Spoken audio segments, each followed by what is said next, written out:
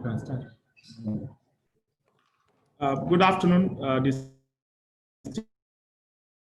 distinguished ladies and gentlemen. Okay, I think ladies have not actually joined. Good afternoon. It's my pleasure once more to welcome you to the Entrepreneurship and Skill Acquisition for AGSMEIS lecture for today, which is the commencement lecture for our training.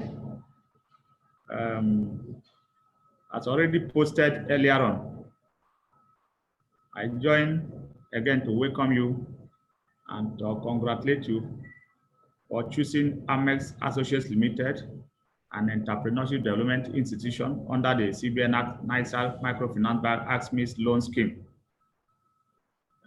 for choosing to do with us and for choosing to have the training with us. We are very convinced that in this five-day journey, you will all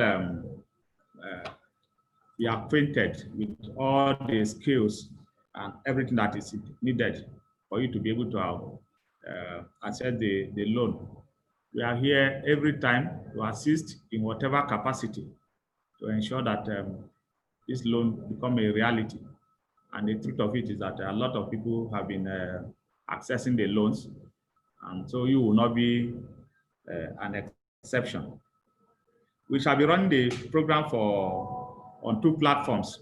Yes, on Zoom and then on WhatsApp. The meaning of that is that we'll be communicating with you, and we want you also to be interacting with us on those platforms. On our WhatsApp platform, which I believe all of you have been added, and then of course on the Zoom. On the Zoom, you have a section for question and answer, which we don't even advise that you use immediately, but if there are pressing questions, you can also send in those questions there. We look forward to working with you for the next 5 days, and for some of you that will also be consulting for in the area of a business plan upload and preparation and upload. We look forward to a very long relationship with each and every one of you. We have we earlier posted the training plan for the 5 days, which I want to believe most of you or all of you would have gone through. Today, being Monday, the 30th of, we are running and speaking also as a program manager, not just because of the fact that I'm the facilitator for today. I want to also re-emphasize what we are going to do in the next 5 days.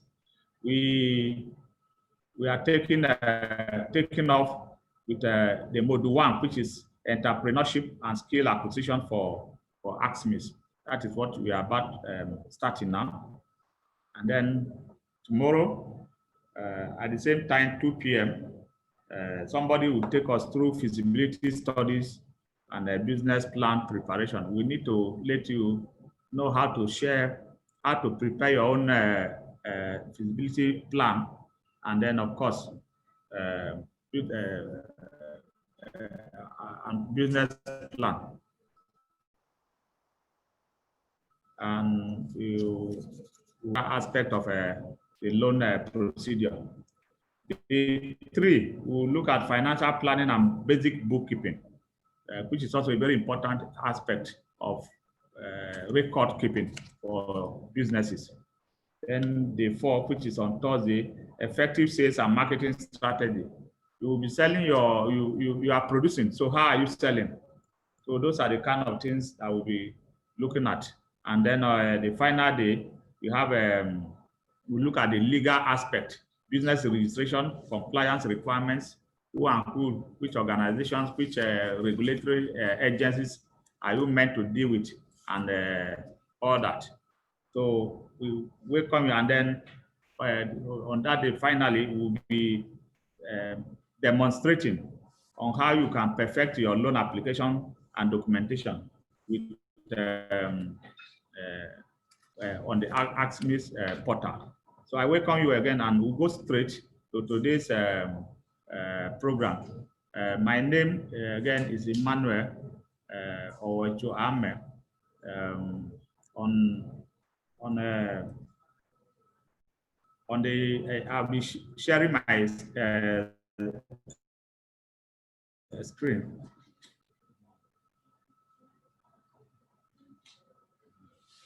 I'll be sharing my screen while I speak along. This is just like a slight or a small citation on your program manager. And if you look at what you are seeing there now, Emmanuel Owajuame has a Bachelor of Science degree in accounting, MSc Political Economy and Development Studies, MBA. ACTI is a chartered associate of the Chartered Institute of Taxation of Nigeria. HCIB, Honorable Senior Member, Chartered Institute of Bankers of Nigeria. FCIRM is fellow of the Chartered Institute of Loan and Risk Management, and then FCA, fellow of the Institute of Chartered Accountants of Nigeria. I have accumulated over 30 years financial services experience spanning banking, accounting, auditing, taxation, and management consultancy.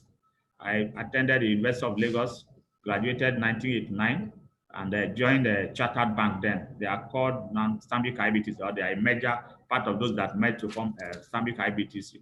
And until July this year, I was the executive director of the Bank of Agriculture. Now we are doing, I'm fully back into private consultancy and of course my accounting practice. I run an accounting firm and a tax practice firm. And of course, for purpose of this particular program today, I am the founder and the CEO of the AGSMEIS Associates Limited. Earlier on, I had also had a stint as a special advisor economy matters to the Deputy Speaker of the House of Representatives.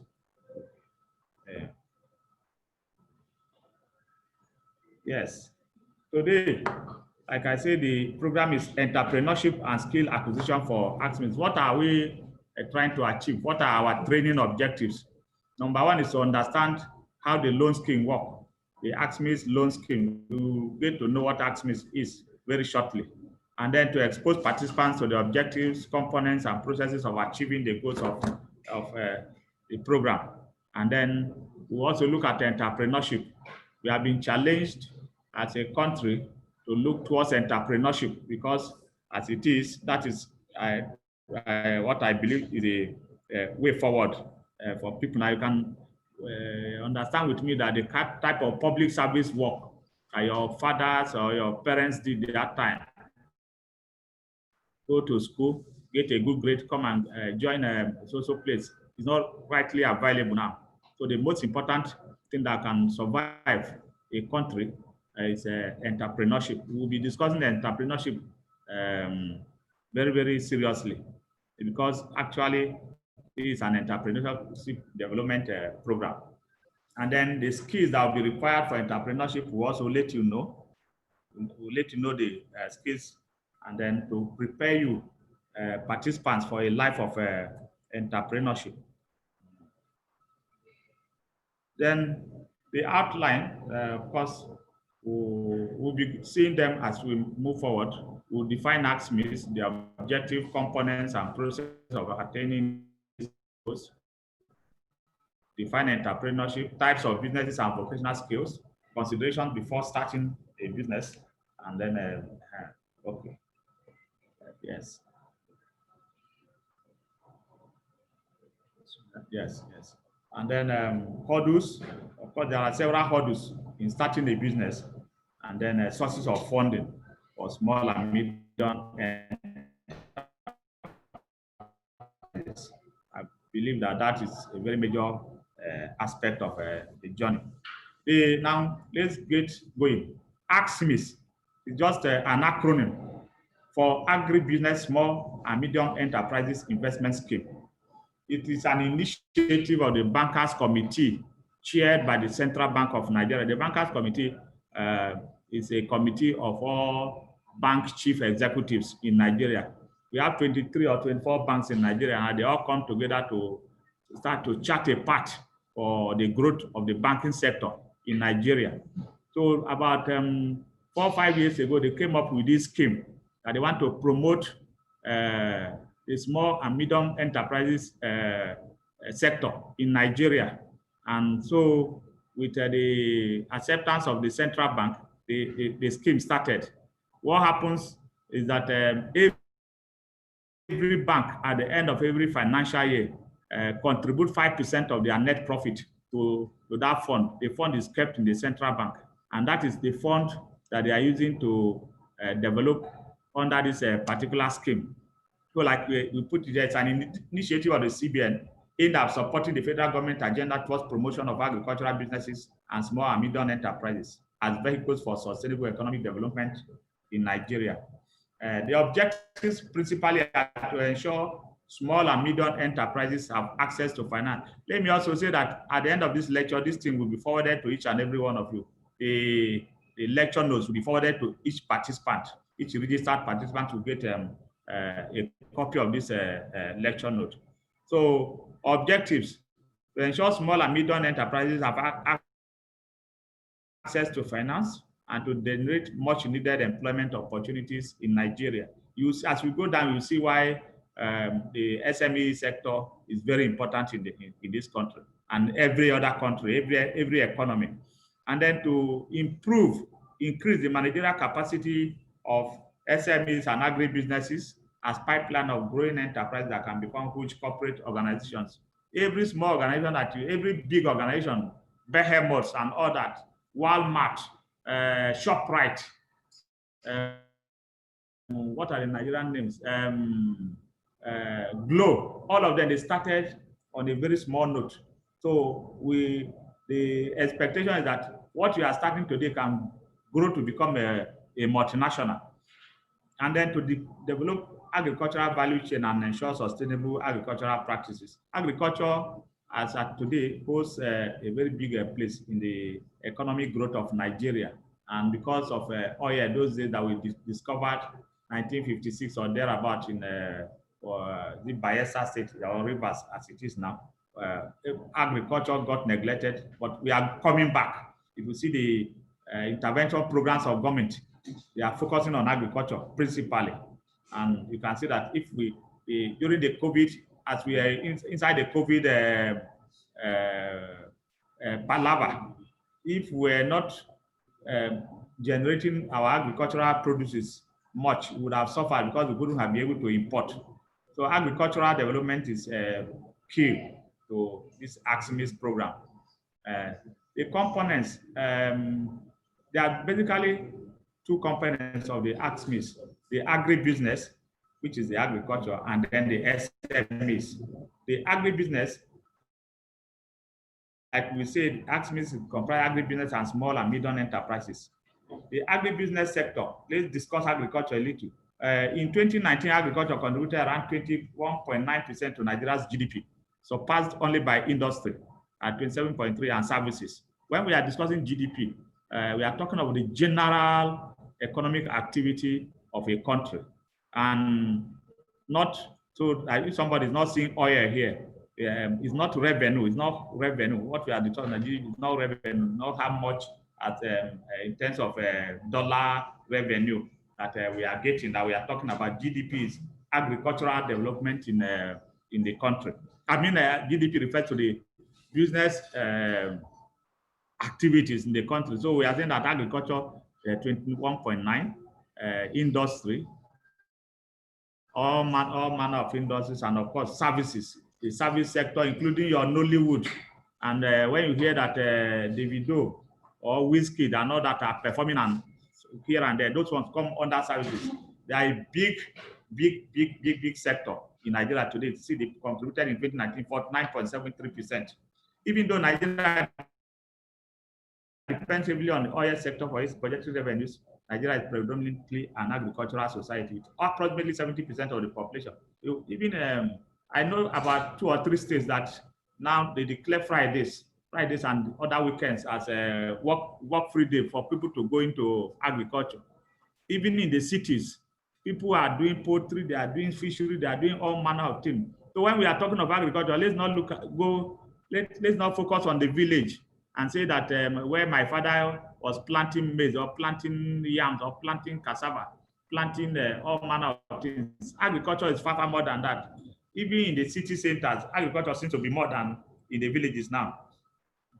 So government wants to concentrate on this renewed focus on on agriculture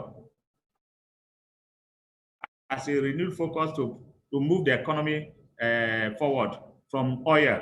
Oil has tried its best since for over several years it has been sustaining the country. So if we don't diversify, one thing that is even coming up about oil is that I don't know if people have heard about most of these vehicles they have set in the industrialized world, they have set targets in UK, for instance, they say in 10 years' time, they won't be burning this type of fossil fuel, the type of oil we are doing again.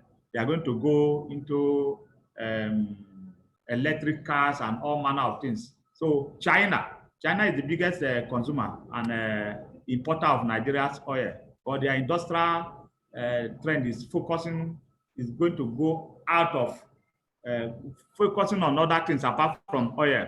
So we are going to run into problems if we continue to focus on oil. And so agriculture is the way to go. And that's why the government developed what they call the Anchor Borrowers Program. It's a central bank scheme, especially targeted at the agricultural area. And I can talk to you that has been a very big success. The number of metric tons of rice that is grown in Nigeria today was never like that. The Anchor Borrowers Program started in 2015. It has been a very big success. Then the AGSMEIS is a second one coming now, just to prop up the agriculture and the SME sector. And I won't give figures now. Probably before the end of the session, I'll tell you exactly how much has been disbursed and what the impact has been in the economy as a result of AGSMEIS. The second aspect, I will discuss agriculture and then the SMEs, the small and medium enterprises. The sector is the backbone of major developed economies, as well as important contributors to employment, economic, and export growth. Without SMEs, we cannot, no country can grow. Europe, America, Japan, China, all of them rely on SMEs. No, we don't develop big companies from the top. They all grow from the this. And that's what we are trying to talk about here.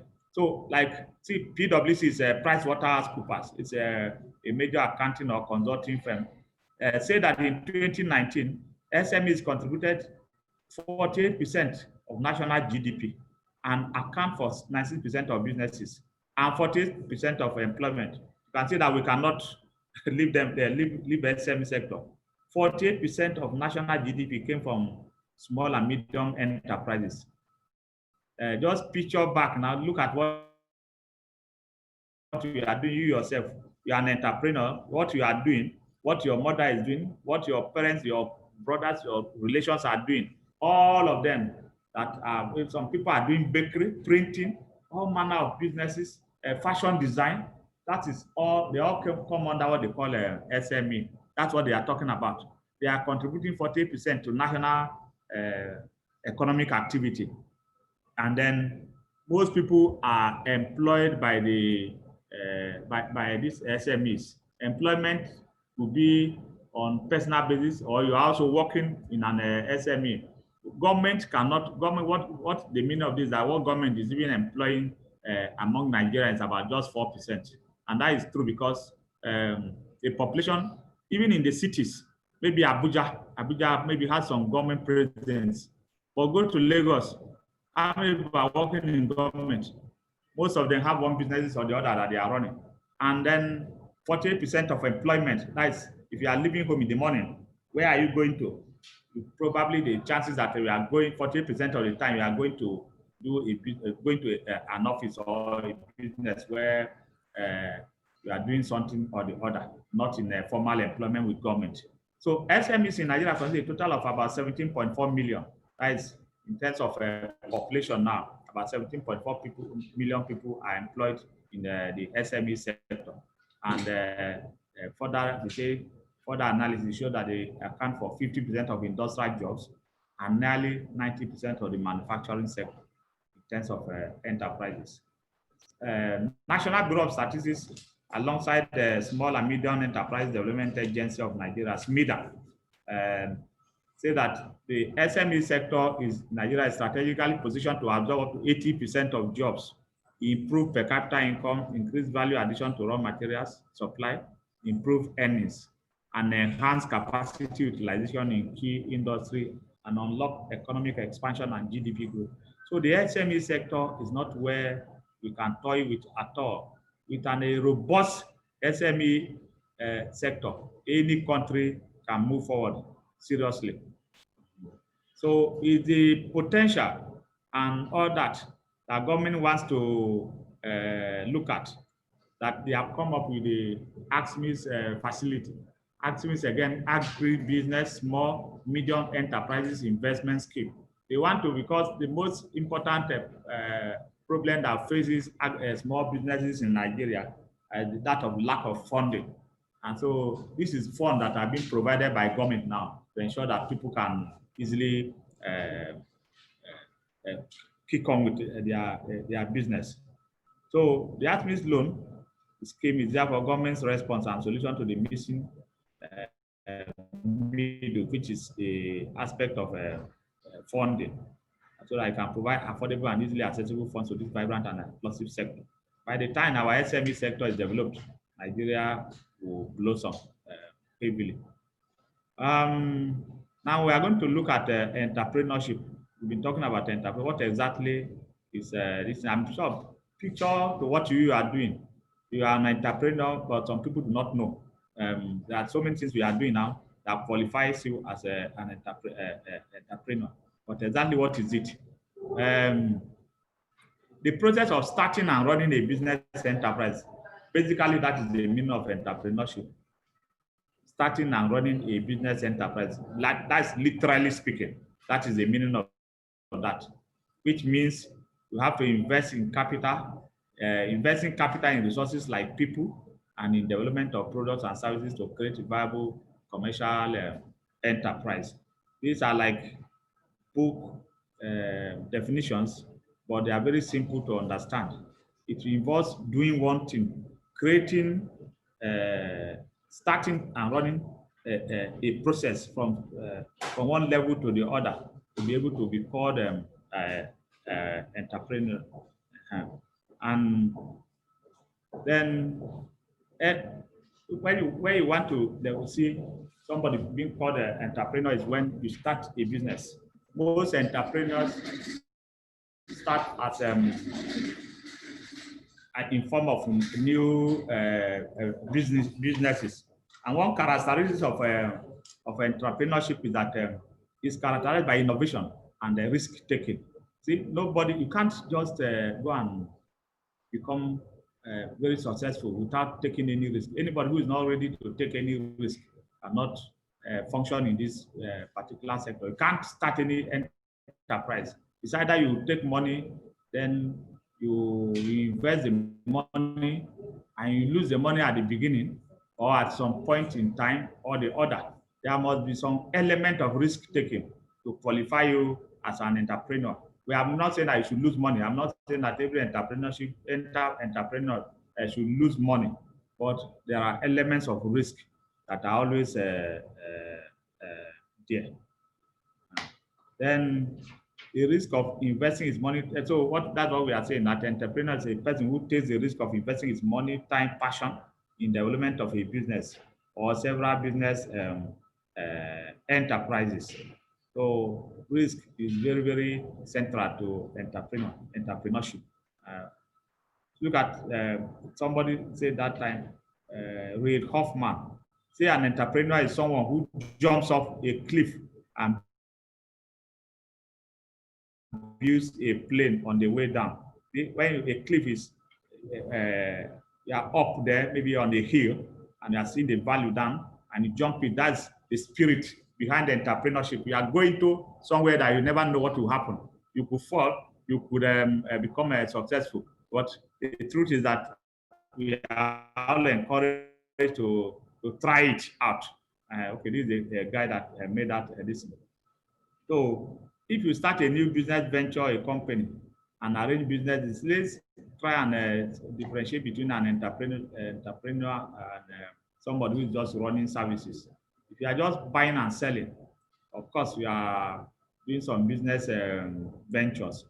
But what we are looking at now, people who are doing value-adding services, light manufacturing, agriculture, not trading specifically. That's the people we are focusing on in this particular area. Agriculture, yeah, agriculture is part of it. Now, we even come to the qualifying enterprises. What does an entrepreneur do? He identifies a need that no existing businesses addresses and determines a solution for that need. You are in a village and then you decide to set up a fish farm. Maybe nobody is doing it before in your area, and you decide to set it up. You have identified a need that there's a need for people to eat proteins through that farming activity, and then you cultivate it and determine it, cultivate that idea and move ahead with it. So entrepreneurial activity includes developing and launching new businesses and marketing them, often with the end goal of selling the business to turn a profit. The end result of entrepreneurship is the profit motive. People want to make profit from their businesses. You have to make profit. So you are not just, you are not a social entrepreneur. A social entrepreneur is like some NGOs that just come and donate, and maybe they source funds from somewhere and come and donate. This one, the people we are talking about are people who are in business to ensure that they can run their businesses profitably. So an entrepreneur who regularly launches new businesses, sell them, and starts new ones, the serial entrepreneur. We have some serial, just like have serial liars, people who lie all the time. There are some people also who venture into one thing or the other. They venture into several things.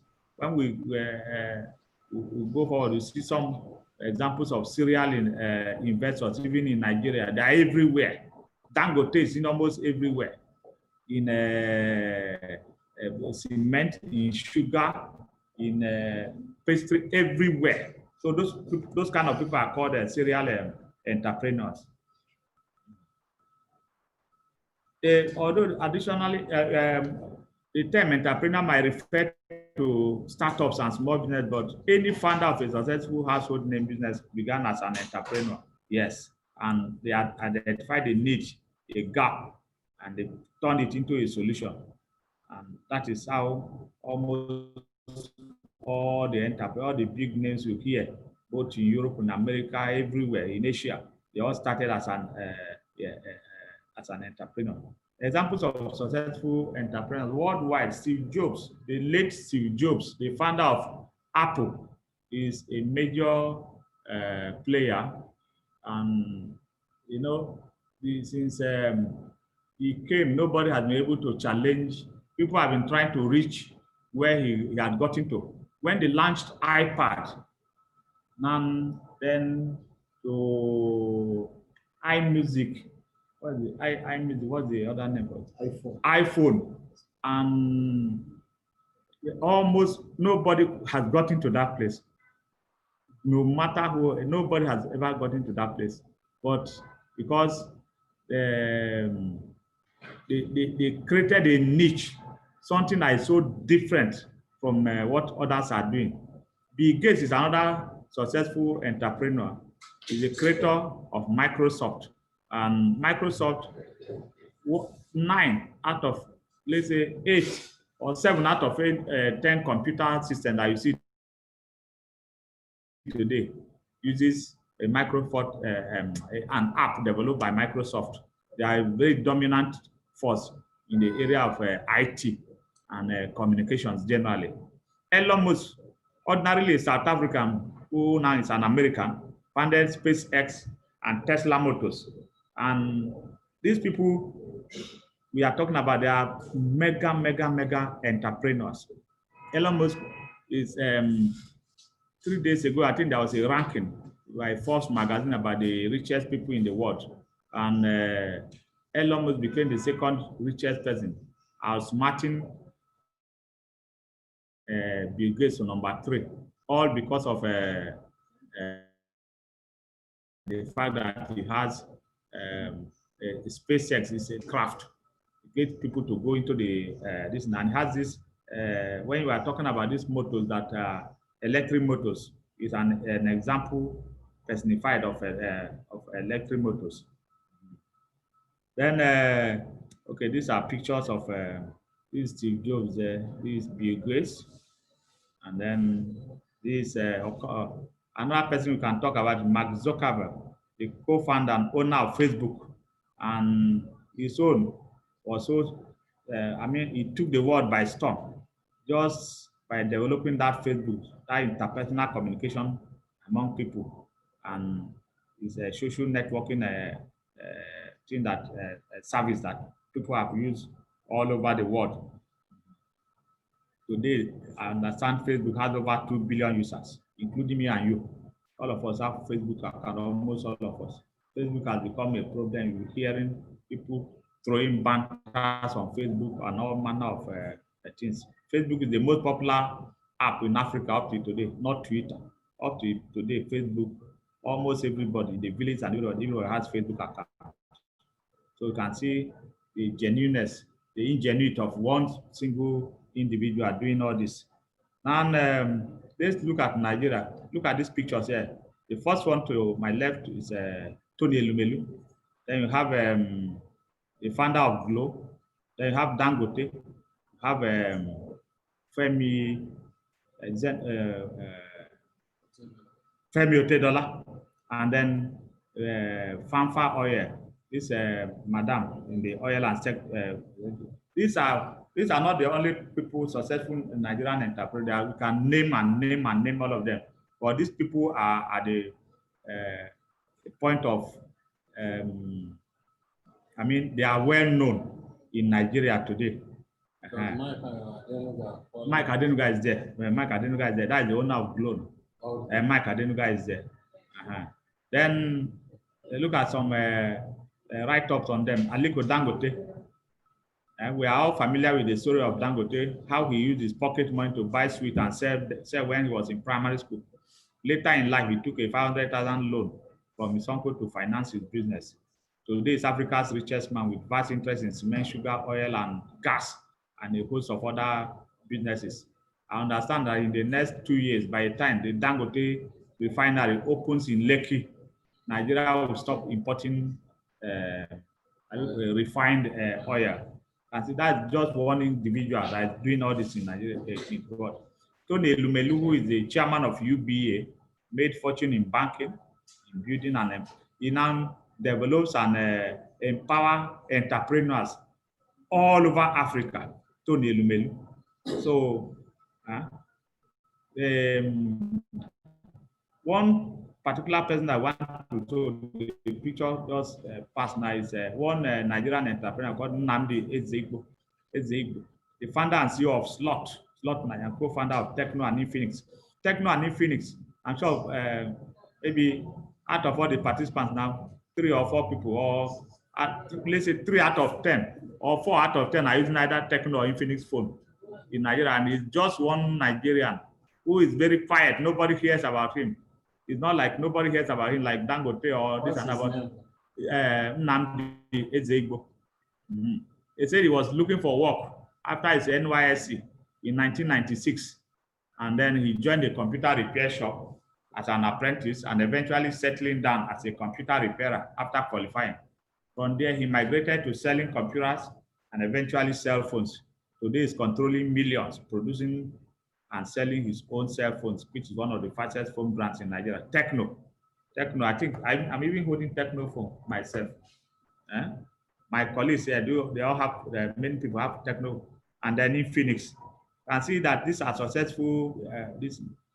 A lady in the church sometimes started after looking for work, we couldn't get work.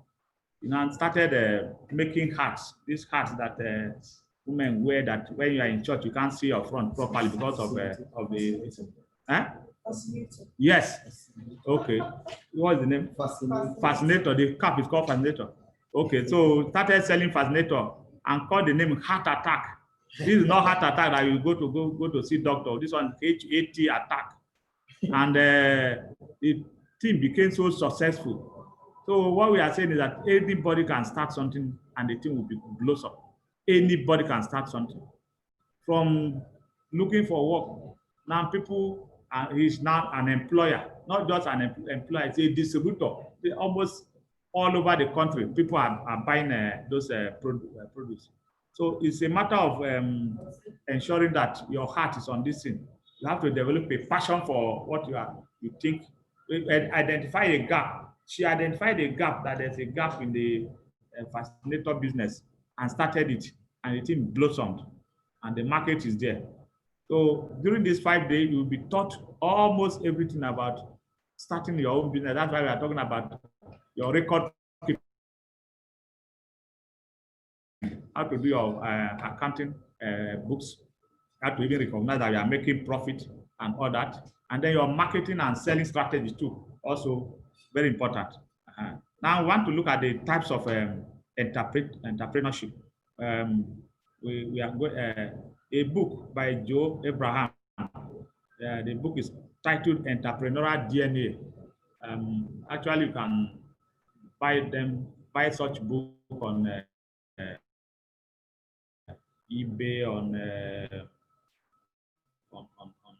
Amazon and all that, or you can see it physically. Entrepreneurial DNA. Identify that there are 4 types of entrepreneurship, and there are different types. The third one, the builder. The builder believe that such people believe that in building empire and infrastructure, maybe those our Nigerian entrepreneurs that we showcased earlier on. Dangote, for instance, believes in building empires and infrastructure, and that's why they are into almost all businesses. The builder has a drive to build highly scalable businesses very fast. They are not satisfied with personal income, but are more driven to build infrastructure. Then we have another group called the opportunists. There's these people, those group sees an existing gap and provide a business to service that gap. Now, the lady I talked about saw an existing gap, probably maybe where she was, a lot of people have need for the fascinator, but they are not really well known. Saw that gap and provided a heart attack to service that gap. So individuals wired with this DNA are highly optimistic master promoters. They enjoy marketing and selling. They sniff out where time, money, making opportunities, jump in at the right time, right the way of growth, and jump out at the peak. Richard Branson is given as an example of the opportunity. Richard Branson, like we all know, is the owner of Beijing Group, Beijing Airline, Beijing Atlantic Airways. In UK, he has Beijing Trains, he has Beijing Galactic, something I wanted to go up, like Elon Musk spacecraft. So such people are called opportunists. Then the specialist, packaging skill, expertise to viable businesses plan. The specialist is very analytical and expert who is averse to risk and selling. Then we have also the innovator who starts a business because of his passion for innovation.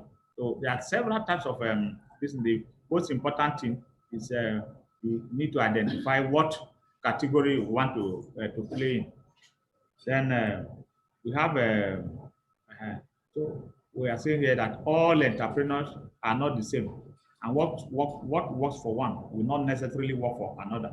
Some are innovators, builders, others are specialists, opportunists. So which one are you? You need to know your DNA. That book is promoting that we should know our passion for entrepreneurship. You need to know your DNA and what works for you and those surrounding you is critical to selecting your business strategy and all that. Then we also have in terms of categorization of entrepreneurship, we have mono entrepreneur. When you hear anything mono, that means that person does only one type of business. So mono entrepreneur. That person does only one type of business. If you are into fish farming and fish farming alone, you are a mono entrepreneur. A multipreneur multi-entrepreneur or serial entrepreneur means you have owned several types of businesses. Like we mentioned, Richard Branson just now, Virgin Atlantic Airways, Virgin Trains, Virgin Galactic. In fact, he has almost everything. Or our brother Donald Trump, the president of America, have the Trump Towers, has Trump Hotel, it has the golf courses, it has all manner of businesses. Those people are called serial entrepreneurs. Now, let's look at type of businesses that you should consider as a vehicle in your entrepreneurial journey. You need to have a vehicle to run your entrepreneurial journey. So there are several types of business that an entrepreneur can consider going to in Nigeria. A simple talent or passion can trigger off a business that can be a means of livelihood for an entrepreneur. This includes type of businesses for consideration as an entrepreneur, just in case you are not doing much or you want to change. Okay, we have fashion design. These are also areas that qualifies under the AGSMEIS loan. We have fashion design, farming, small scale manufacturing, catering, event management, animal husbandry. Animal husbandry is some people are doing what they call piggery. Some are doing goat farming. Some are doing cattle. Those ones are all called animal husbandry. The school business is daycare, nursery. All these are qualifying businesses. Hospitality and eateries, restaurants, snack shops.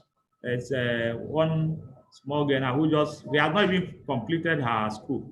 She's still in the university and he makes what they call small chops.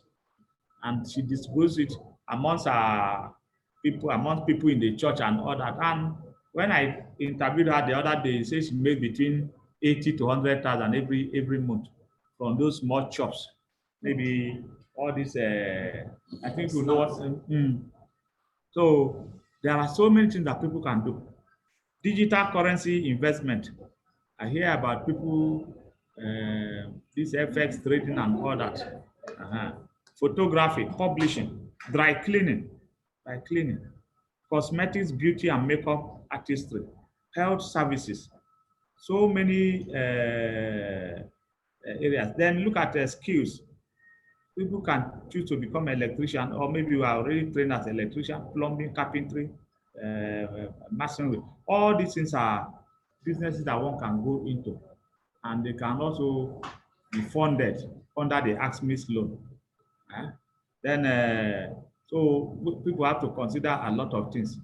And there's a great demand for vocational skills and the depth of available skills. Look at the vocational skills we are talking about: electricians, plumbers, carpenters, masonry, tailors, and all those kind of people. There's a very great demand for them. The money they make might not be huge at a time, but they keep you going. So there's a very great demand, and we need to order our priorities very right. One thing participants may consider is to acquire the requisite knowledge and build vocational skills and market it as a viable business. Okay. Now let's look at what do we need to consider before going into such going to such businesses. Then, if you want to go into farming, what are you going to consider? What are those things that will push you to go into farming, for instance? Now, say, is there a demand for the business? Is there a demand? Look, for instance, let's go to poultry. Is there a demand for poultry products? Is there a demand for eggs? Is there a demand for chicken parts and all that? The answer is that there is demand. Many businesses fail simply because the entrepreneurial setup is that sold products and people don't know. So first of all, the major consideration is that what is the demand level before you go into any business. Okay. So because people have set up businesses where the demand is very low, or they set up business that produce or sell products and that people want but cannot afford. You also have to look, apart from, is there a demand? The demand works in both ways. Are people actually looking for them? And then can you produce them at such a rate that people can be able to afford them. So you also need to ask the question, are there other people doing similar businesses, or are you bringing something new to the table? Now, somebody I met last week said he runs a poultry somewhere in a neighborhood in Abuja. But the problem that he's having is that competition is almost killing him, because probably the neighbor, somebody else also runs the same business. And then I think the person's business is doing better than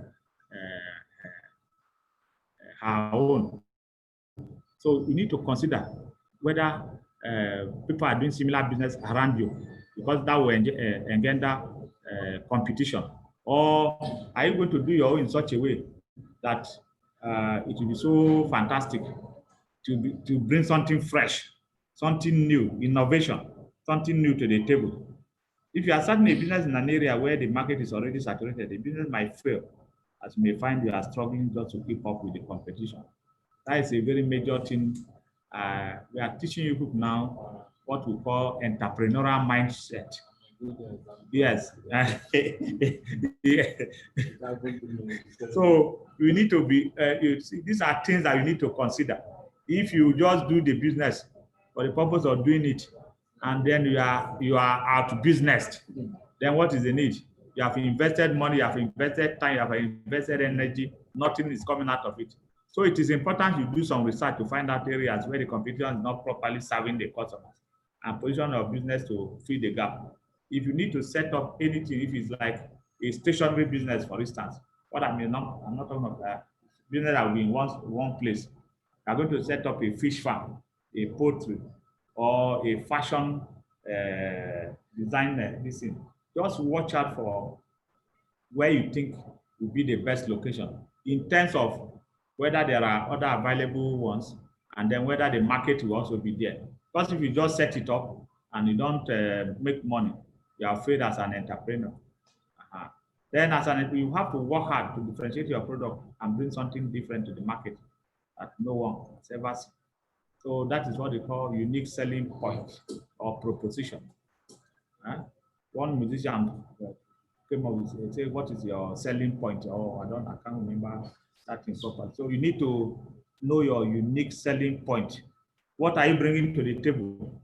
Are you just doing it because others are doing it? So there must be something very unique. We call it unique selling point or proposition.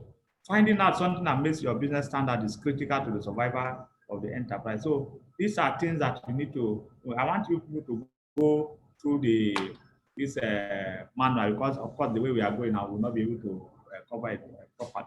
Go through it, and especially things that you need to consider before going to any particular type of business.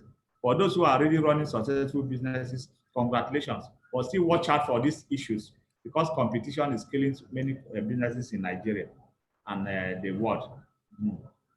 And then what are the needs that people have? Needs.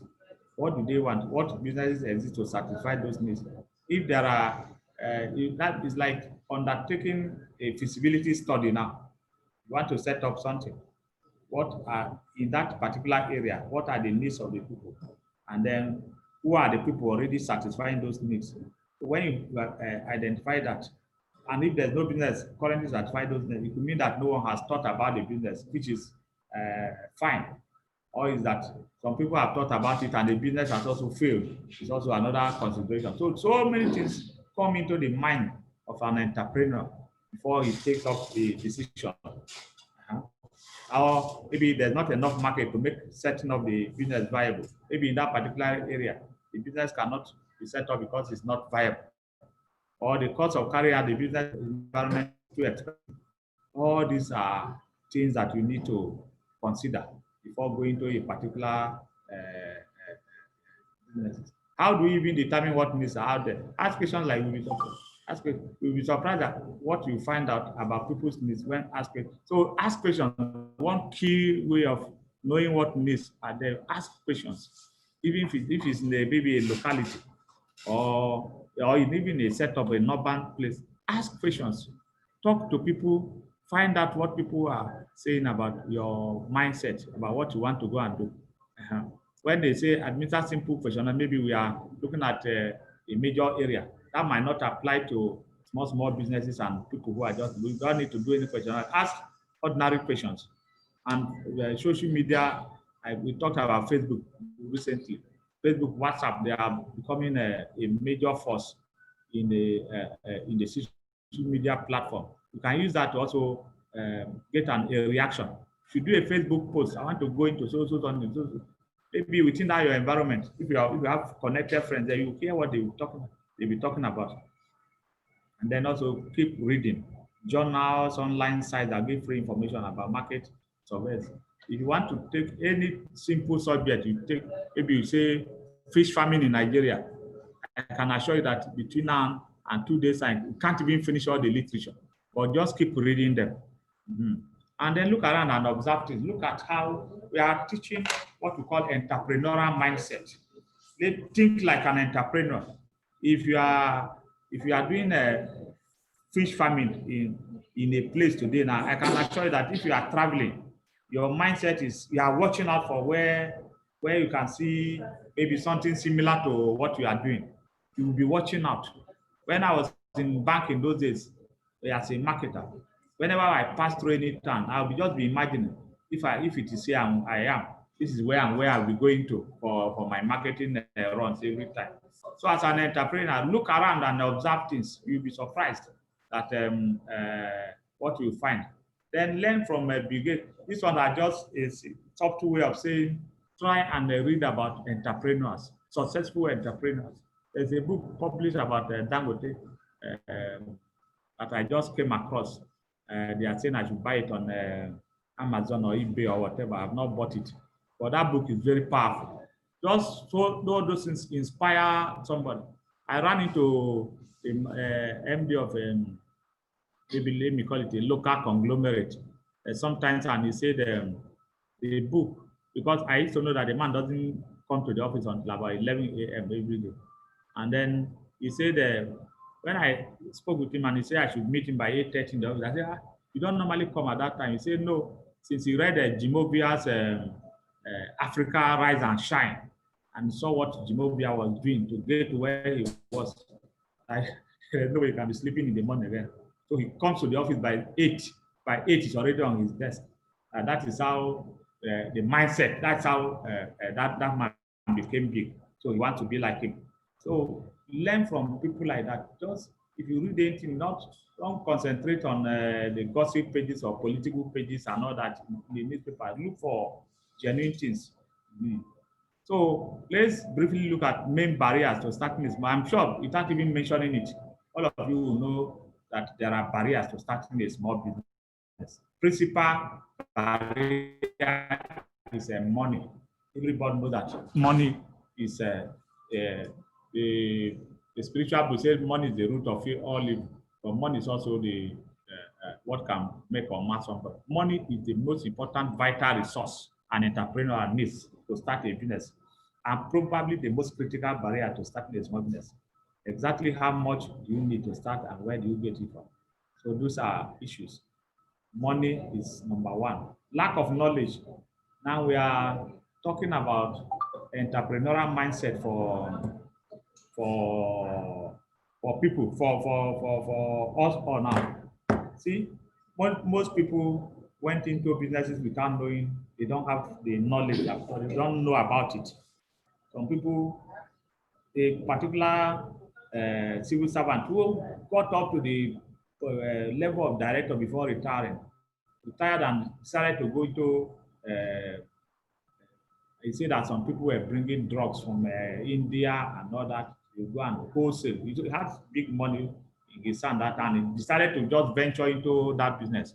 That business did not last up to 1 year because he didn't know what people were doing.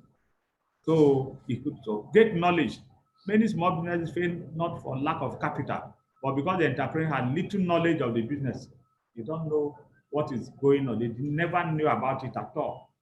When are the peak and low seasons of your business? You need to understand all that. If you are a rice farmer, you need to know and you are not up north where you can do dry season farming. You need to know when. You need to know when how to plant so that flood will not come and carry the whole rice at the end of the day. Because that's what most people are suffering now. And then sudden changes in the environment can affect the business. Government policy, taxes, government policies. We have some assorted government policies in Nigeria today. Can you imagine somebody who relied on export between Cotonou? No, not to export. I know some people who go to Cotonou to go and buy product to sell. And then all of a sudden, government closed, the federal government of Nigeria closed the Nigerian borders. As I talk to you, the borders are still closed. Such people have lost that business. They cannot, because that's their own source of business. You cannot go to Cotonou to go and buy and bring again. I know a lot of people who lost businesses there. So government sudden changes, just try to simulate what government changes can do to you. Then would the business be able to generate cash immediately, or you have to sell on credit? See, there are two ways of selling things: sell cash or sell on credit. Many people think that selling on credit is bad, but at times you cannot avoid it. And it also, we ran into somebody who has a fish farm. And what was the problem? A lady. He said the fish was trying to sell, to harvest from her farm. The people are saying that they want to buy on credit. And then I told her that the most important thing is to create a client base. Because if you rely on only cash, you won't be able to move forward. Don't rely on only cash sales. Credit sales can also be good. Sometimes for credit sales, they even add up something on top because you are not paying cash immediately. So you have to be able to just develop that trust and also make sure you are able to discover where the people are. You know, Nigeria, if somebody is buying your fish and he smokes fish somewhere else, try and locate that factory or wherever he's smoking the fish, so that you can be comfortable selling on credit. Then the products, are they perishable? Look at tomato farmers. Tomato farmers, one of the biggest problems we are having in Nigeria is because we don't have we call it post-harvest losses. If you produce tomatoes now and don't sell within how many days, the whole thing is perished. So be careful about all these are things that you need to know before you venture into any particular goods. How long does it take to produce your goods, and will it affect your ability to meet your customers' orders? We accountants have what we call the reorder level. The reorder level. What time? I mean, yes, reorder stocking level or reorder is just something like a stocking level. If you produce fish, for instance, and it takes 4 to 5 months to be able to grow to table size, and somebody, and you know, Christmas or Salah is coming very closely, people will know that they need fish. You need to know when to put those fish in to start the production. Try to be able to meet order, because if you disappoint people constantly, you will pay for it. You lose their clientele. You lose their listen. Then some people, another issue that can have to do with starting a small business, determination. How are you determined to be a success? First of all, to be determined to be a success, you have to develop the courage of a bulldog and maintain the determination that will enable you to smash through obstacles, as there will be many obstacles along the way. I want to believe that every participant is aware that there are many obstacles along the way, but we call it bulldog tenacity. Your tenacity to go all the way to differentiate you from those who just touched it on the surface and left. You need determination to keep you focused. Pick up when you fail or face rejection. Sometimes failure is not all that bad. Failure can be bad, but failure can also be good. Failure will teach you how to do it better at a second time.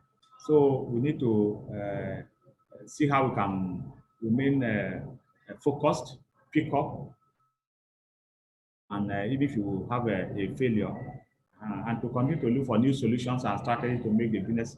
So determination is key to making your businesses go well. Then fear, one of the most important obstacles to starting a small business is the fear of the unknown. Fear is one of the greatest barriers to people starting a business. What if I fail? What if I make a fool of myself?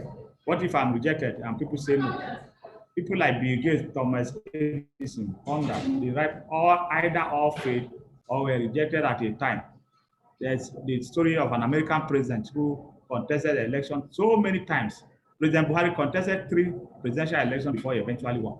So if he's that kind of person that, okay, I'll have fear that I'll keep failing, I'll keep not winning, he wouldn't have gone for the 4th time before he eventually won.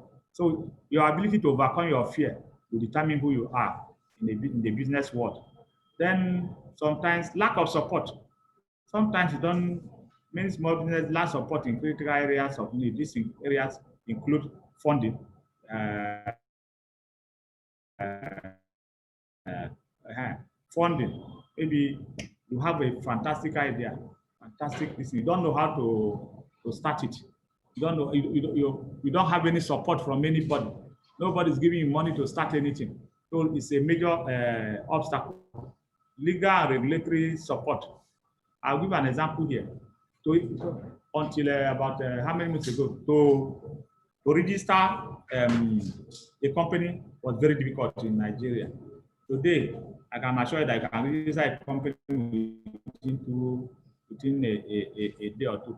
Assuming government say there is some kind of funding, this that is available, and you don't have a company, it's a big problem. And then staying power. Staying power means your tenacity, your power to stay on even when there's a lowdown. Most startup enterprises lack the staying power. So the moment they encounter a few challenges, they give up. If entrepreneurship is what you really want to go into, you must stay the course and not give up. So sources of funding, sources of funding, that is like what kind of, where do you get money from to fund your small business? You have equity, you have loans, you have grants, you have cooperative loans, you have crowd fund, different types. I just briefly look at each of them. My conviction is that all the participants are already in the business. They are doing one thing or the other. So it's not the source of funding that is their issue now. They want to expand their business. That's why they want to come and take the AGSMEIS loan to be able to scale up what they are doing. And these ones are like, but we need to know. So how do you generate money to begin? Okay, let me even start with loans. We are all applying for AGSMEIS loan. So it's a source of funding. So let's not even start with loans. That is why we are discussing this. We want to take loan at an interest. What is the interest rate on AGSMEIS loan? 5% for between March 2020 and April, no, between April 2020 and March 2021, and thereafter. Officially, actually, is 9% annually. You want to take loan, AGSMEIS loan. What is the tenor? Those are things that you need to consider. It's 7 years. 7 years, you can hold the loan for 7 years. But I can also assure you that when they interview eventually, because NISA will interview, you have to be able to defend what you are talking about, because they can say, I know if this is what you want to do, you can pay it back within 3 years. You can pay it back within 4 years. This 7 years is the maximum number of years that you can keep their money. So that's why they are talking about it. And they say, okay, if you then they will tell you they can give you 1 year to be able to put yourself properly before you start paying back both interest and everything. But during the interview, they can, when you disclose, okay, this is what I want, this is what I want, then they will look at it and say, if it is rice you want to plant, for instance, you are going to harvest in 3 months. Okay, maybe give and take 6 months. The rice has been harvested. 7th month you should sell. Then they'll tell you, no, we won't wait for 1 year. If it's let us start selling by the 7th or 8th month, and then you'll be able to get your money back. So I won't wait for 1 year before I'll start collecting as bankers. But government say we can wait for 1 year. But because this your business says that we can turn it around within this thing, why wait for 1 year? So those are considered equity. Equity is just this other people after that. So this equity is for when you have when you say somebody is taking equity in a company, is buying into the company, is buying shares in the company. Uh-huh.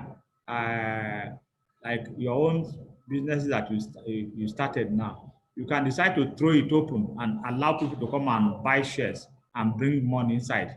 It will you get more money, you give them shares at the end of every year. When you declare profit, you pay them what we call dividend. Equity is a good source of funding for entrepreneurs that is more long-term in nature because maybe it's up at the end of every year. When you want to take ordinary loan, they might not allow you to take it for that long. Then equity can come from following sources: savings, partners, investors, and family. Anybody that wants to invest in your business, either from savings he has, can also go into partnership with others. There are people who call them institutional investors. They look for where to get money, and then for your family members, you can get money from them too.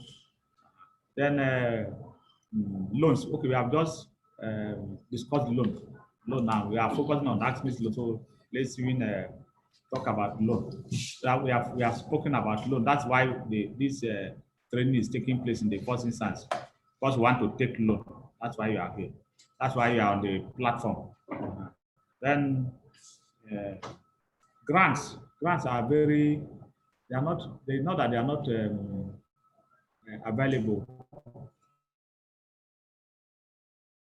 They didn't put it officially, but I can assure you that there was a facility. Government, okay, that's what we call a salary support. This salary support, payroll support. Government did just now. Schools, some qualifying businesses, they just pay their salary for like 3 to 4 months. My wife's school, they gave them the same thing. Those ones are called grants. Now, COVID-19 targeted facility, the government said, I understand those ones are more like grants. Nobody is going to collect it back. But grants are usually from maybe I was in the bank sometime when a group called Market Development in Niger Delta. They are funded by UK's DFID. They went to the Niger Delta, to some states, some places, and gave money to poultry farmers, to fisheries, to several identified business areas. There. Those kind of monies are grants, maybe from donor agencies or from government organizations. They are all qualifying. Then for small businesses in Nigeria, where can you go to get grants? We have SMIDAN. SMIDAN is Small and Medium Enterprise Development Agency of Nigeria. DFI, I just mentioned, DFI, Department for International Development. That is a UK government funding grant. You have Shell LifeWire. You have a Tisalat Easy Business Million Grant, the TY Danjuma Foundation, Bank of Industry, MTN Foundation. All these people at any point in time, just for us to be in the know. That's why we are talking about knowledge too.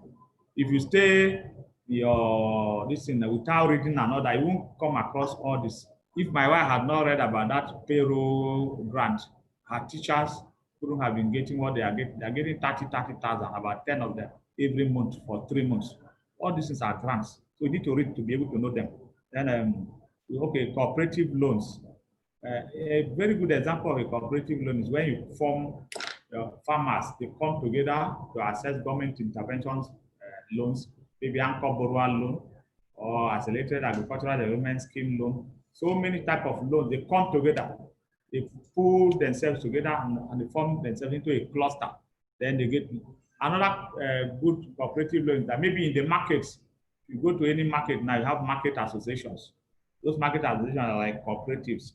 They can get a loan or maybe microfinance bank, and then the they stand as supportive to each other. They call them, they stand as supportive to each other, and they can easily access loans. Then crowdfunding, another one that has been coming up that people will have to be watching out for. It's like this one is like internet funding. A crown fund, maybe somebody will tell you that they want to, that they are doing a goat farming, and then they say they have goat farming. They want you to contribute money, maybe in terms of maybe 100,000, and then specific amount will be paid to you as interest on it after 3 or 4 months, so depending on the gestation period. So I've come across a lot of them like that. A big company in Nigeria called Farm Crowding is in the business of doing this crowdfunding, and there are several other ones in Nigeria too. So this, we have come to the end of our training this afternoon on entrepreneurship and skill acquisition. It's ordinarily a question and answer time. I want you to look at our maybe we have the Q&A segment of the network. You can put some questions there. Additionally, you can also interact with us on the WhatsApp platform. Any question that you send to that WhatsApp platform any time of the day, night or whatever, will be answered almost immediately. I welcome you to this journey, and we are here to assist you in whatever way possible for you to be able to get this loan as quickly as possible. To have the resources and all manner of things. Some of you wanting us to also have paid for us to upload your business plans for you. Now, we are going to send some forms. We have your email addresses. We send some forms because many of you did not visit our office, so we don't have the form. We are going to send the forms to you. AGSMEIS loan application form, and then we have a form also developed to be able to get information for the business plan from you. In addition, since we have your phone numbers, our analysts and consultants who are going to do the business, they will have to interact with you more. Again, they will have to physically interact with you to be able to answer some questions. I'll give you an example. If we say you are doing fish farming, our people can help you to structure it in a bankable form. Is it that you want to, there are different levels of fish farming, for instance. We call it value chains. Is it you want to grow the fish itself? You want to do fish feed? You want to do hatchery? They will ask you all some of these questions, so you're ready to talk to them. And then we also advise you. Our role here and our work is to ensure that you can access this loan, and whatever we can do to make sure you access it, to be like others who have accessed it, to gladly do. I want to welcome you again. We have a short quiz that we want to send to our platform now. I think to the WhatsApp platform, right? Yes. So please, that like we said in our introductory time for the training, we said there'll be a short quiz every time a lecture ends, just to test your before and after. It's actually before and after. So just for you to ensure that you are concentrating and knowing what we're doing. This is not about just generating the certificates to go and access the loan. It's also about knowledge impartation. I want to believe that this afternoon we have heard about entrepreneurship, skill acquisition.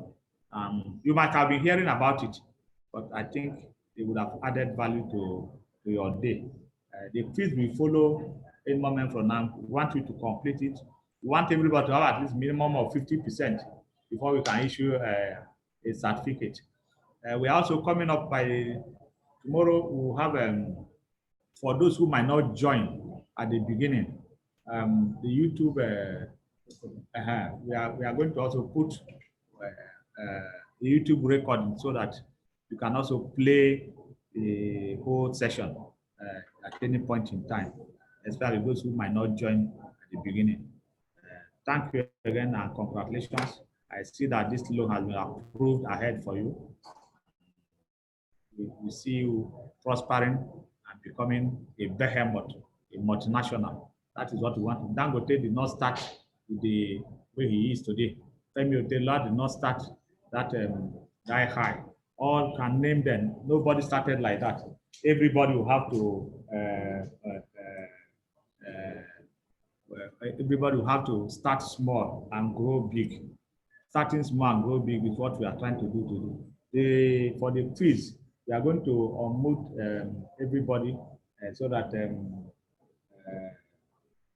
for you to quickly do the quiz and then we also rate you, even the scores. It's a very transparent system. The scores and everything will be posted on our platform, on our WhatsApp platform. We have said that this Zoom and Zoom will just record the lectures. The platform, the most active aspect of this training is what happens on the WhatsApp platform. Well, welcome again. Have you posted it? Yes. Okay, so please, can you look at your phones on your WhatsApp? They have posted some questions on this particular training that you did. For how long? For 20 minutes? 24 hours. Huh? Okay, within 24 hours. Okay, so they should send yes, attend to those quiz within 24 hours and post your responses back to us. Thank you very much. So they will attend to it within 24 hours. The link will be on. Yes, the link will be on for 24 hours before we take it off. So otherwise, we are we can unmute them now. Okay.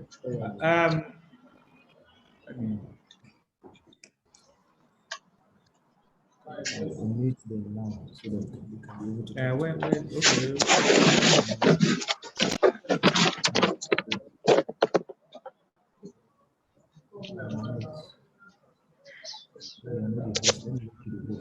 Okay. Or can you do it like this? I do. You can even call the name by name. You can call them by name like this. Call them by name. Okay. Again, welcome. We have had. I want to hear from you. No, this was by way of question and answer or clarification, whatever you think, or you can even be generally on the loan, on what you need to do and all that. So we would like to hear from you right now. I don't know. We can see Latif, Uche, Moses, Obi. Yes, sir. We have two Uche. Is he using two phones? Somebody is using itel. This would have been better if you can always put our names on as the identifier instead of them or something like that. So we are now waiting for your responses, contributions, questions, comments, and all that. Can be like I said on the general framework, not necessarily on this. Because I am the program manager, I can answer every question on everything about this. But when somebody else is taking, it might not be in a position to answer everything. Thank you very much. I'm waiting to hear from you. Yeah. Okay. I'm finding it difficult to get the question. Okay, Moses. Yes, sir. Good afternoon, sir.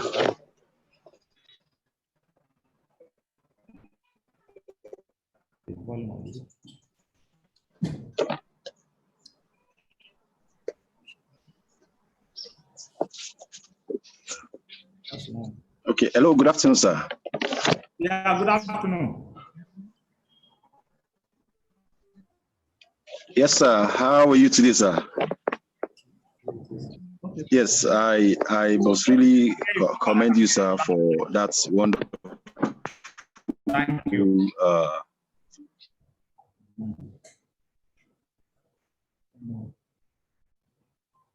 paper. Most of Yes, I can hear you. today. Yeah, okay. Yes. Yes. Sir, quickly, I wanted to, I missed out on some of your points. Okay. While you were discussing. Yes. Yes. I really want to have a proper clarity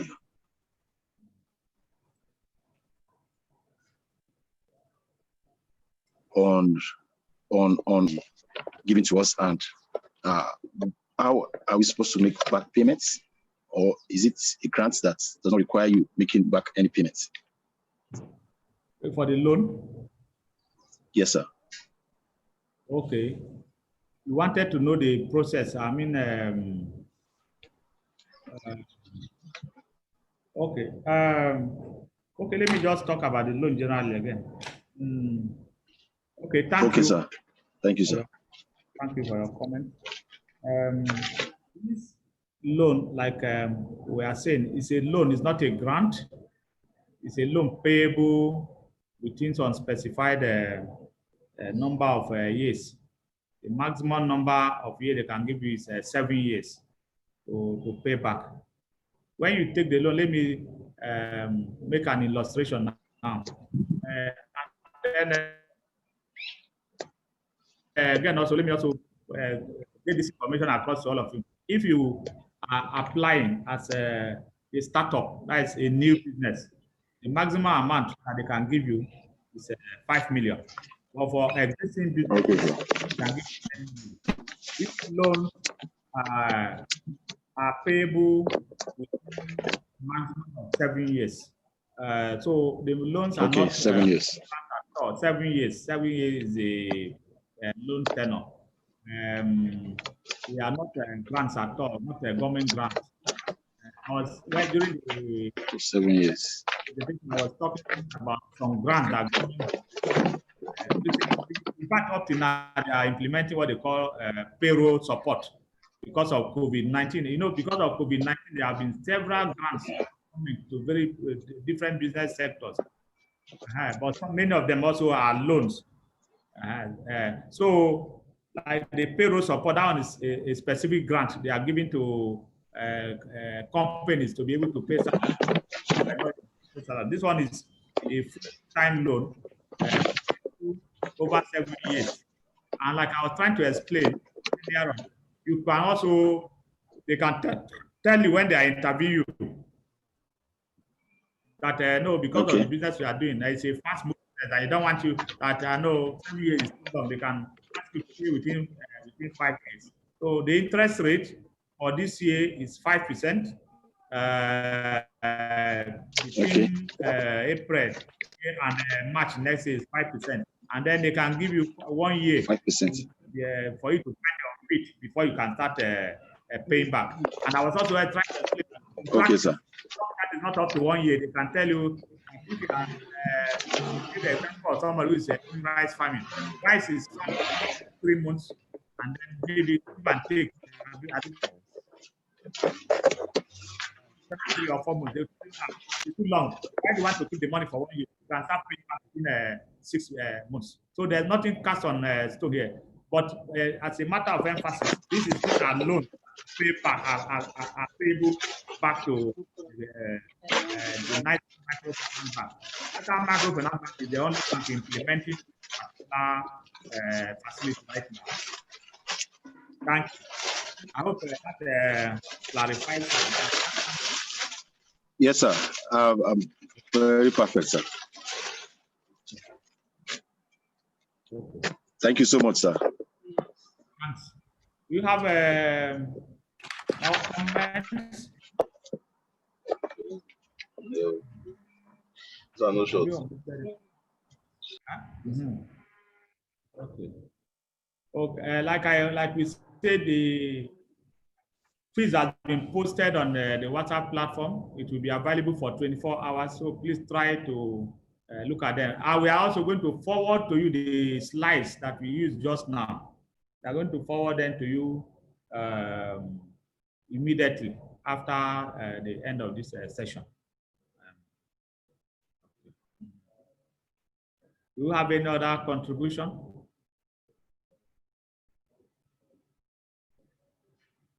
Okay. Okay. I think you posted the quiz to them. Yes. Okay, if there are no further comments, again, I'm still emphasizing that the entrepreneurial mindset is the way to go in Nigeria today, just like in any other country. A lot of people, youths, people they call youths, are becoming very serious minded in Nigeria. They are making all the money. And the reason is that I'm emphasizing again for you to tell your children, tell relations, tell brothers, tell sisters that the type of civil service work that people were doing before, they are no longer available. Even banking job, I worked in a bank for so long, and the people who are there right now, I won't even allow my children, my son or my daughter to go and face banks right now. The reason is that they put them under too much tremendous pressure. Where there's no money, they will tell you to go and break a rock and bring money from. So the best way is for you to keep inculcating into your children, into yourselves, the fact that people need to be doing something value adding to be able to move forward in this country. If you are not doing value adding work, you will not be able to move forward. So please, let's all have that in mind. Somebody say that you can do something. Not doing something is a problem. You can actually do something. And even if you are gainfully employed, we are advising, and everybody is advising, that we should diversify our sources of income. We have to diversify our sources of income. If you are working in a federal ministry, for instance, there's no reason why you cannot combine with something that can be earning you money. I gave examples on states that said Fridays, go to your farm. They tell their civil servants, go to your farm, don't come to work, don't come to our government work on Fridays. Go to your farm on Friday, go to your farm on Saturday.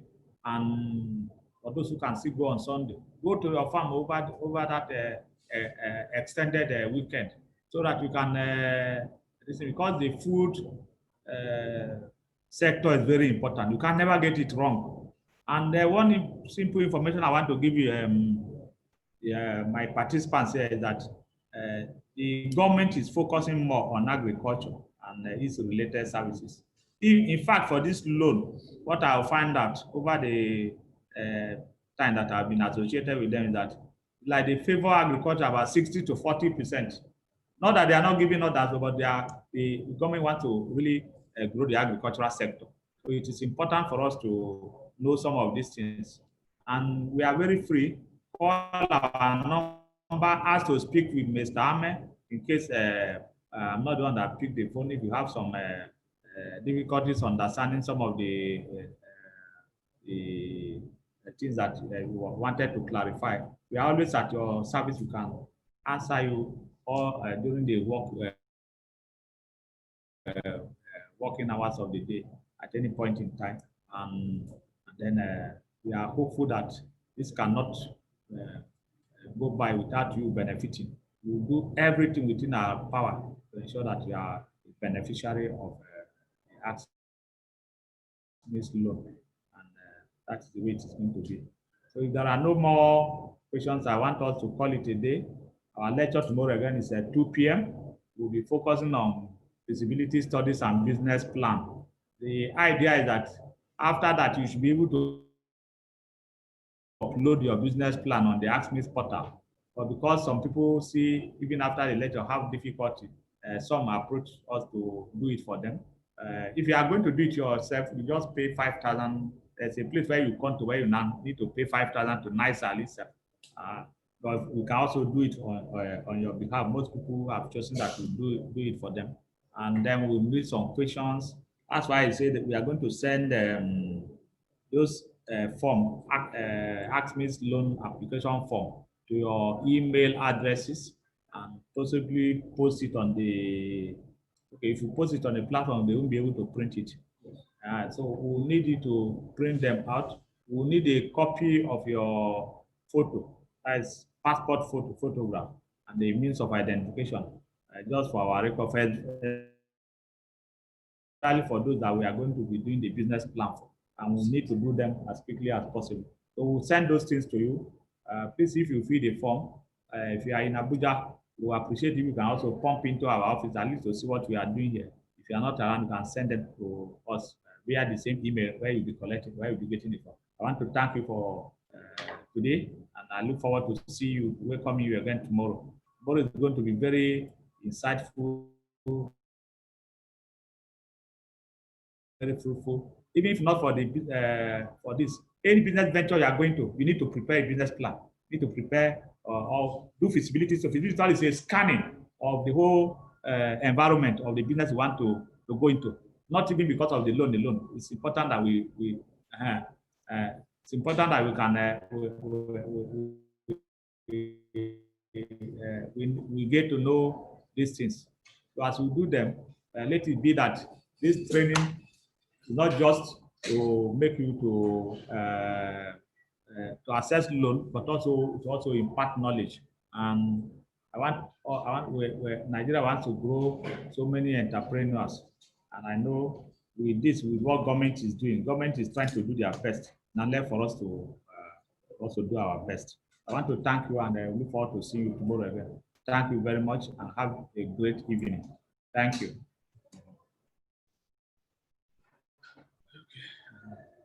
I think he has a question. Okay, yeah, yes. So that one can be our own. Okay. Actually, the up to one, you made mention of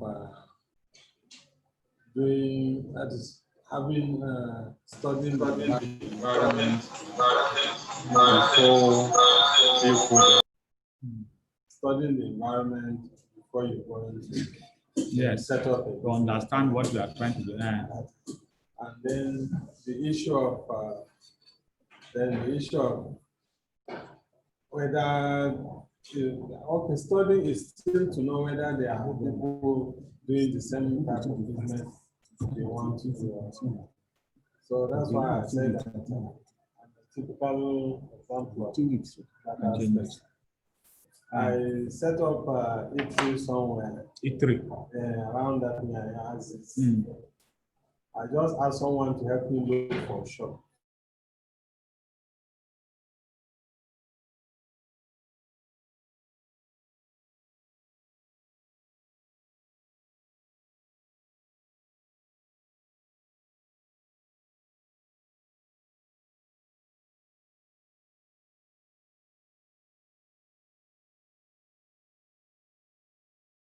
Same type of business or not.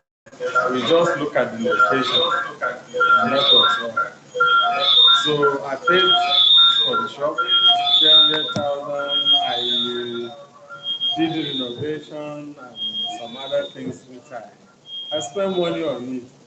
Only for me to start and discover that there's a woman just out from that place doing the same type of business, and that has been a well-established person. So when we started this thing, we discovered that people were not even coming. And I went around, I distributed flyers, distributed that. And the very day we started, I went personally and went around to inform people, show them. And I went to 1 week. Yearly net sale of 5,000. It was just 2,000, 3,000. The highest was 5,000. So, to cut long story short, I spent only 2 months there, closed the place. I spent only 2 months there, closed the place. In fact, yesterday I quieted the things to the house. Everything, moved everything. Because for the 2 months I operated, I was paying the salary from my own pocket. The business couldn't even take care of the salary of the worker. Three of them. I was paying 70,000 for the three. And for the 2 months, I paid 40 from my pocket. And even added something for their capital basis. I spent almost 80,000 to stop the place. Apart from the salary, all these things just went down. One kobo they did not contribute to even their salary. I think these are Not like we talked extensively about it. yeah, that's why I say yeah. Actually, if one Yes. had this knowledge, Yes. There are two phases of things that I need to talk about now. Your concluding statement that you entrusted it to a lot of people or to some people. yeah, This is one. You see, this business that we are doing, this small scale business that we are trying to run, we should be as much as possible be able to like be fully involved. Chances are that you don't have time because we are doing something else and all that, but let's try as much as possible to be involved. Scoping the environment is very important before we start our business. Scoping the environment is very important. That is looking around. You know, I like what the pharmacists do.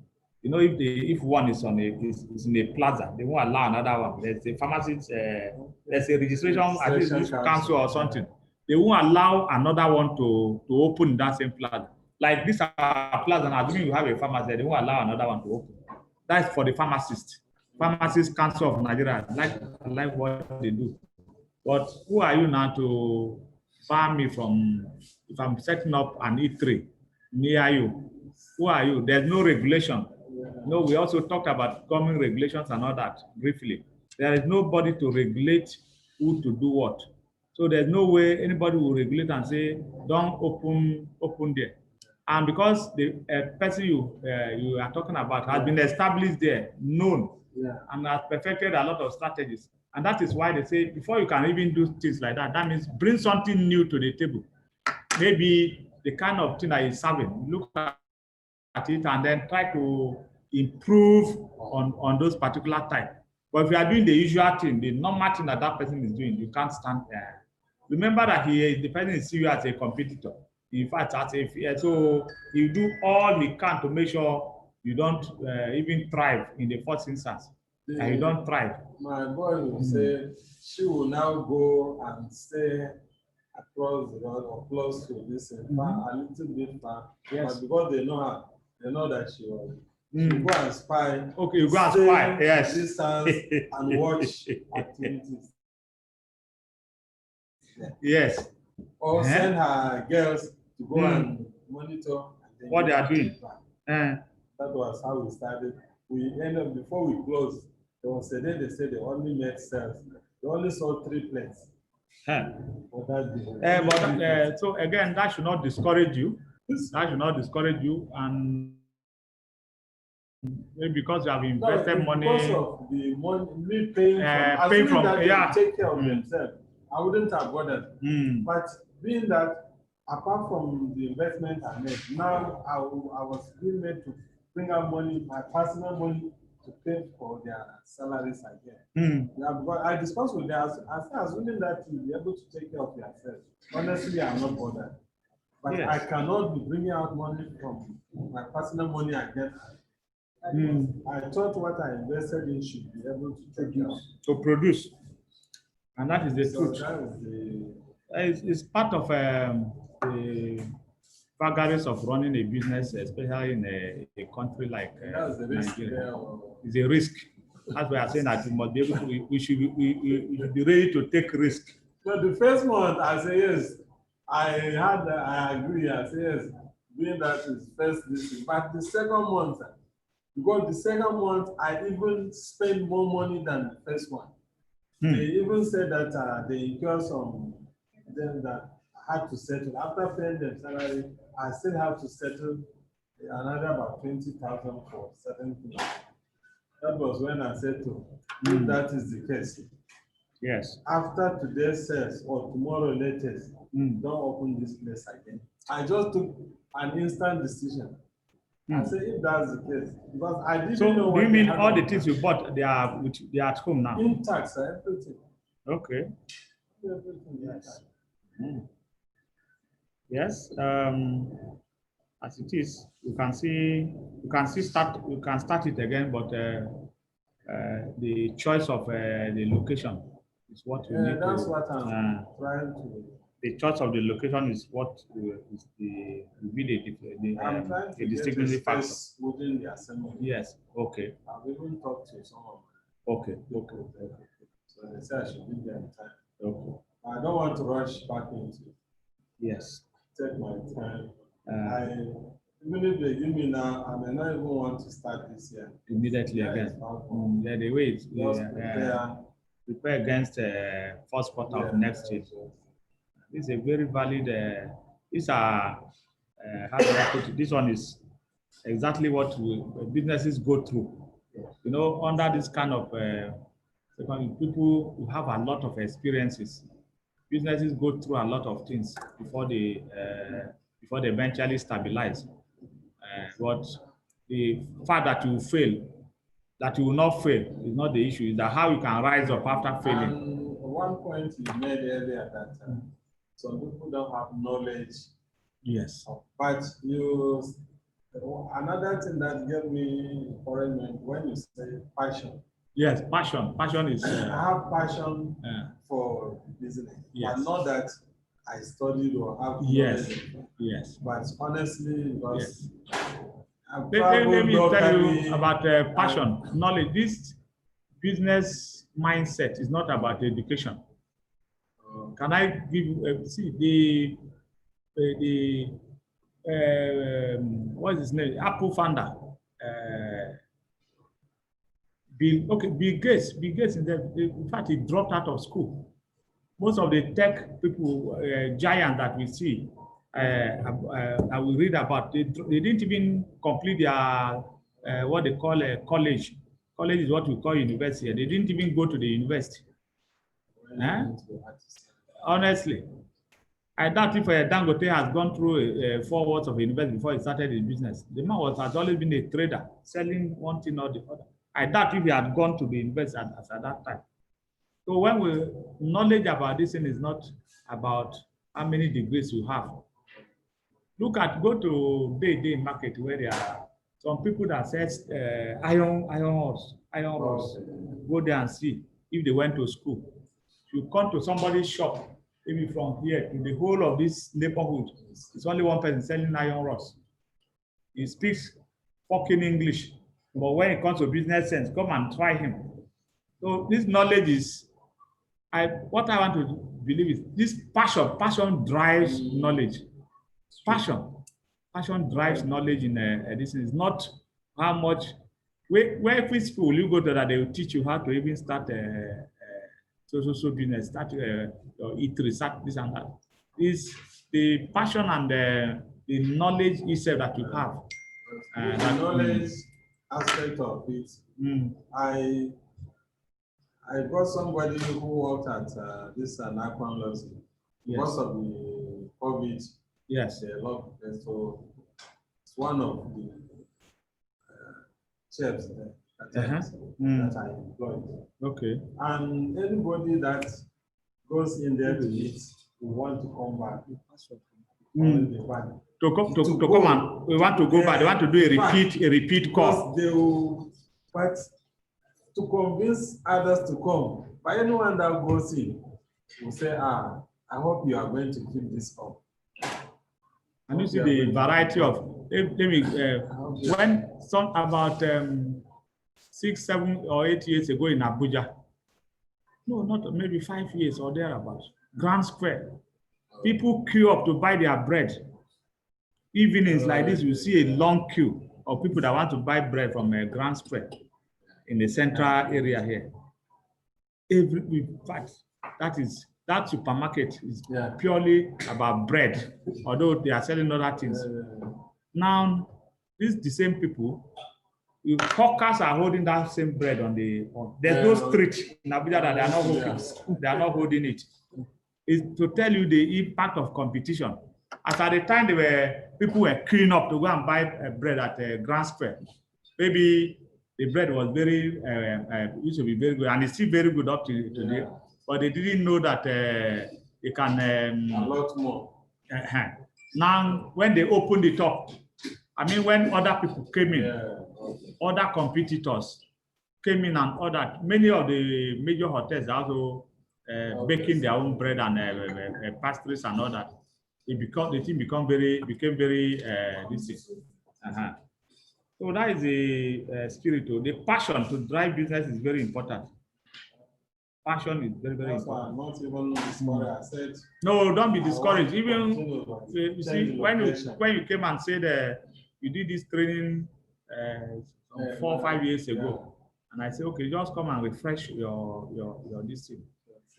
It's that time I attended, but not. I will just come and register. Yes. And go away. See the contribution you are making today now. If it's just to come and if it's just to get the certificate, there are some people immediately make payment. They say, okay, where's my certificate? Do my business plan. But the truth is that we have been approved as an entrepreneurship development institution to train people to impart the knowledge. Then not just because you want to take this loan. Some of these things that you are going to get are not because of the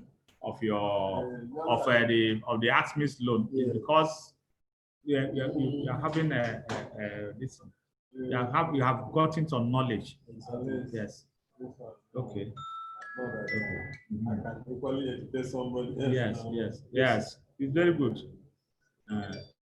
Our own strategy is not just to go and do the training. Do the training. Okay, what if at the interview, maybe a nicer microfinance bank staff, where did you do the training? You mentioned. Okay, I'm not saying that they will go to such extent, but they say, okay, what were your experiences? If you didn't do the training and you have a certificate, you can't relate. You can't say anything. You can't say anything different. So you can't defend that. So it's important. Okay, gentlemen, once more, I want to thank you. Please attend to those quizzes. Maybe to the quiz on our platform between now and 24 hours. Okay, and 24 hours. Okay, Uche, I see you raising up your hand. Yes. Okay.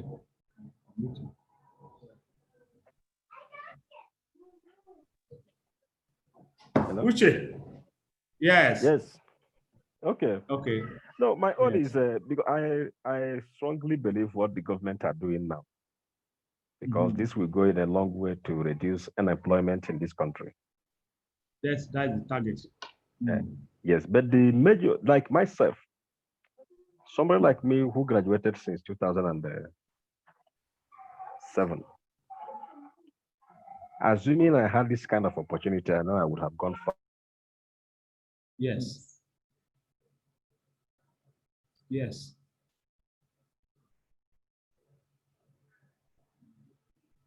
The internet.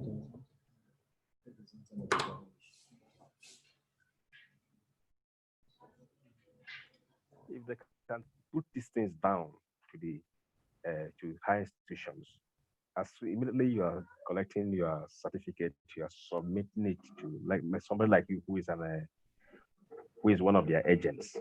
Yes. Your certificate becomes your collateral. Yes. Then within that 1 year, I think that even if it is 5 million, somebody who has the passion.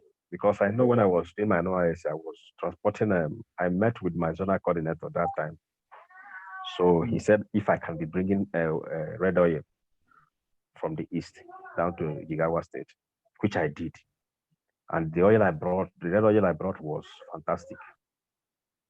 And because I was not having enough fund, I was using my little savings to do it that time, cost of transportation and all the rest of them. Before you reach to the north, maybe each gallon will be giving you maybe 1,000, 2,000 something on top. Mm. So assuming I was encouraged then, That time. I think I would have gone far. Yes.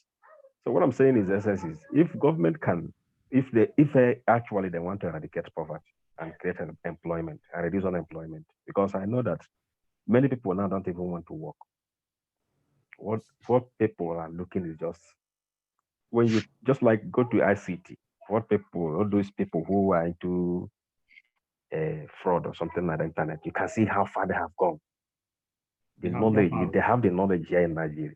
You understand? Mm. So the point only is that if they can introduce this to down in higher institution as you're graduating, instead of preparing a better CV and moving from one place to another, there are people who will be ready to pick, even if it is 2 million. At least you submit your certificate and you can go down to make it, start from use the university staff, who are closer to them, and make it. I think if they try it, unemployment in Nigeria would reduce drastically.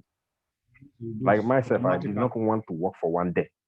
I never want to work for one day. The little one I did was as a result of nobody to assist. I like this poultry farm. I started it even when I was still in secondary school. I was doing locally before I even come to this Abuja. I started doing it too. But we are combining it with work. And so it doesn't give me chance until I decided to quit the work and then see how to venture in this. So that's just my little contribution. Okay, thank you very much. Thank you very much. The truth about it is that government needs to encourage people more in this country. And then our educational system. One thing I know is that many of these universities, they are also incorporating entrepreneurship in most of their curriculum. So they are coming up. For the government, apart from the fact that they need to encourage more people, the issue is there are a lot of intervention schemes in Nigeria today for youths, especially for youths that remain untapped because of knowledge gap. Okay, the Nigerian government youth fund now, that is, they just 75 billion. They just started it not up to a month. I think they just opened that portal about 3 weeks ago or 4. And a lot of people are supposed to have become, are supposed to have registered. There are schemes like that. It's just like you might not know if you don't, if you are not informed, you might not know. There are so many things. But I agree with you that this thing has to start from the starting. Let us begin from the first things first. If we are getting it right from the school, it will be in India and all that, Israel. There's no way you can graduate without a skill. You must graduate with a skill. And that is why India is topping, especially in the computer. Our own computer thing that we are doing now, we are doing mostly for the negative aspect, trying to hack into people's accounts and all that. So if we get it right from the school, very good. But be rest assured that there are so many intervention skills. One of these days, maybe on the day, I will, on my own, extract some of these intervention skills that are currently ongoing, that people are not aware, that many of you will not be aware of. Accelerated education women scheme, Anchor, there are so many of them that are available that people are not aware. I will use this opportunity to also tell my participants and showcase some of them so that if there's a way you can maybe check them on the internet and those ones that you can register on your own or something, we'll get there. Government needs to do a lot because the level of unemployment in this country and the number of graduates that we are churning out almost every year the difference is so clear. The level of the people who are getting employment, and we are stressing that employment is not the way to go now. Let people try and do something and be doing value adding. Just like see the scenario you painted. 2007 when you graduated, if you had started something very crucial, you would have known where you are today. You would have been probably putting your people as a frontline entrepreneur in Nigeria too. So I want to thank you for your observation. But government of Nigeria, I'm still stressing that there are a lot of schemes, intervention programs that are out there that people are not aware of. And yeah, I think there is a gap between the people who have the knowledge and people who do not have the knowledge is so high. But some people have this knowledge and keep it to them, keep those knowledge to themselves and nothing. So thank you again, and if you have any other contribution, I can close the class. So this class is also a class. All of you are burning it.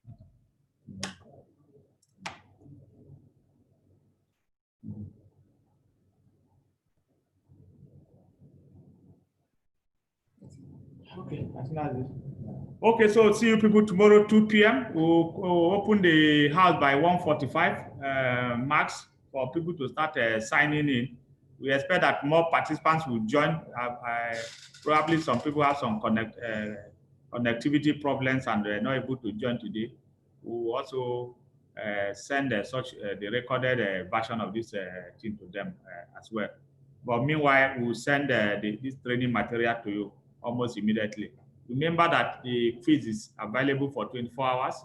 So try and make sure you fill up the Google forms there. We answer the questions, and then we keep flying. Try and pass at least. When somebody say 50%, I think that's the lowest form of pass now.